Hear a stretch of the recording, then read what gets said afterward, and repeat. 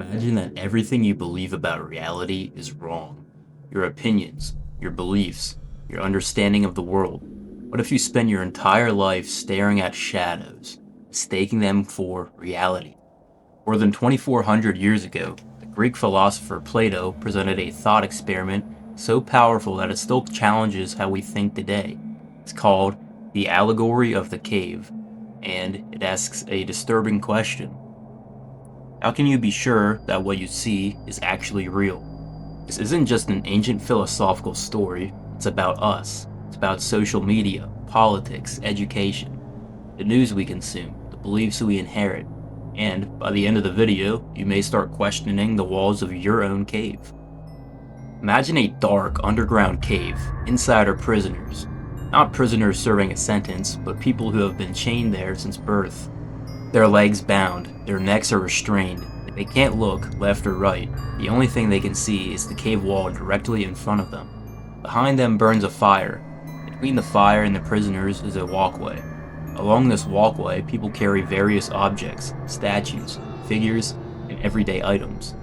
The fire casts shadows of these objects onto the wall. Because the prisoners have never seen anything else, they believe these shadows are reality. The shadows become their entire world. They give names to them, they discuss them, they build knowledge around them. To the prisoners, the shadows are not representations of reality, they are reality. Here's the unsettling part. From their perspective, they are completely rational. After all, how could they know otherwise? Now, imagine that one prisoner is suddenly freed. At first, he can barely move. His muscles are weak, his eyes hurt. For the first time in his life, he turns around. He sees the fire. He sees the objects creating the shadows. Immediately, he becomes confused. Everything he once believed is challenged. The shadows he spent his entire life studying were not real things. They were merely projections. Naturally, he resists this revelation. He doesn't want to believe it. The shadows felt familiar, comfortable, predictable. The truth is painful.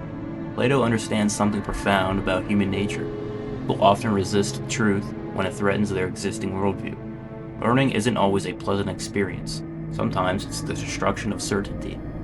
The freed prisoner is then dragged outside. At first, the sunlight blinds him. He cannot see. The brightness is overwhelming. Gradually, his eyes adjust. He begins to see reflections, then objects, trees, mountains, animals, the sky, and finally, he looks up and sees the sun itself. For the first time, he understands reality. Compared to the world outside, the cave was merely the place of illusions. What he once considered knowledge was ignorance. What he once considered reality was merely appearance. His entire understanding of existence is transformed. For Plato, this journey represents the path of philosophy and education. Real learning isn't just acquiring information, changing the way you see the world. Most people stop discussing the allegory here, but the final part is arguably the most important.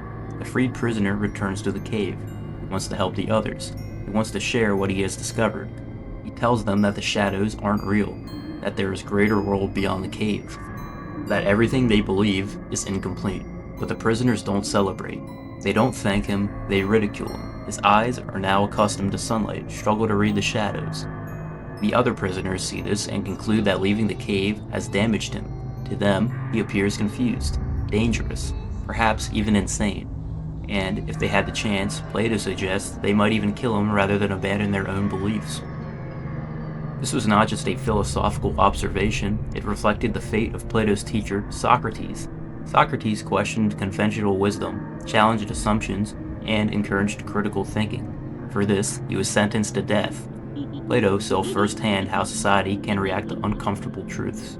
The allegory works because every element symbolizes something deeper. The cave represents ignorance. The chain represents limitations that prevent us from seeing clearly. The shadows represent appearance, assumptions, and incomplete understandings. The journey upward represents education and intellectual growth. The sun symbolizes ultimate truth and knowledge. Plato believed that most people live among shadows, not because they're unintelligent, but because genuine understanding requires effort, discomfort, and self-examination. It's easier to accept familiar beliefs than to question them. It's easier to stay in the cave. Now, let's bring this ancient story into the 21st century. The cave may be gone, but its shadows remain. Think about social media. Every day, algorithms decide what we see. They show us content designed to keep our attention. Over time, we begin to inhabit information bubbles. We encounter opinions that reinforce our existing beliefs. We see carefully edited versions of other people's lives.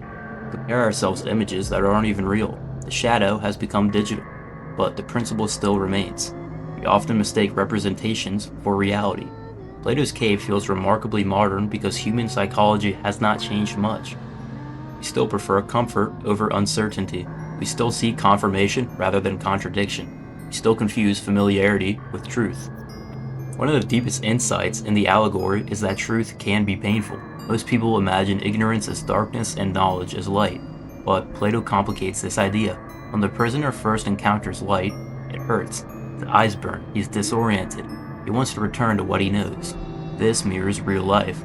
When someone challenges a deeply held belief, our first reaction is often not curiosity, it's defensiveness. Psychologists call this confirmation bias. We naturally seek information that supports our existing views. Plato understands this thousands of years before modern psychology existed. The challenge isn't finding information. The challenge is overcoming ourselves. The allegory raises another question. If the prisoners don't know they're imprisoned, are they truly free? Most people define freedom as the ability to do what they want. Plato disagreed. For him, true freedom required understanding. If your beliefs are based on illusions, your choices are limited by those illusions. You may feel free, but your decisions are still shaped by misunderstanding. According to Plato, freedom and knowledge are deeply connected. To become free, you must first see clearly. And seeing clearly is harder than it sounds.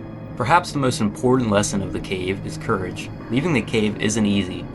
It means questioning assumptions, examining beliefs, admitting that you might be wrong. It means abandoning certainty in pursuit of truth, and that's uncomfortable. Many people never leave because the cave feels safe. The shadows provide real answers. The outside world provides questions. Yet, every major breakthrough in human history began with someone willing to leave the cave. Scientists challenged established beliefs. Explorers ventured into the unknown. Philosophers questioned accepted truths. Progress begins when someone dares to look beyond the shadows. Here's the most challenging interpretation of Plato's allegory. The cave is not merely society, it's ourselves.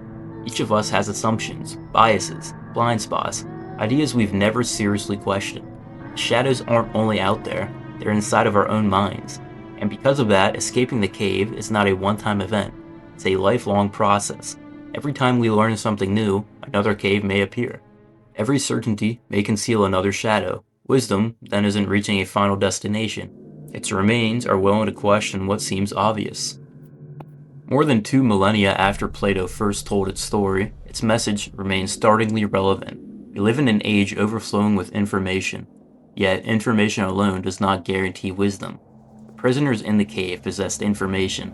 What they lacked was perspective. Plato challenged us to examine our assumptions, question appearances, seek the truth even when it's uncomfortable. Because the greatest prison is not the cave itself. It's believing that the cave is all there is. So, here's the question. If you discovered that part of your reality was only a shadow, would you have the courage to leave the cave? And, more importantly, how do you know whether you're already escaped?